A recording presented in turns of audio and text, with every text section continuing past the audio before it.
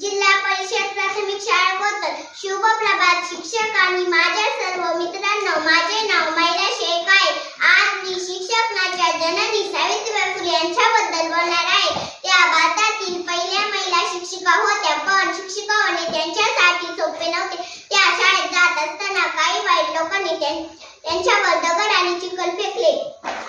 त्यांना सावित्रीबाईंना थांबवायचे होते, पण त्या खूप शूर होत्या. त्यांनी आपले कपडे स्वच्छ केले आणि शिकवत राहिल्या. त्यांनी आम्हाला एक खूप शक्तिशाली विचार दिला, जा शिक्षण घ्या. त्यांच्या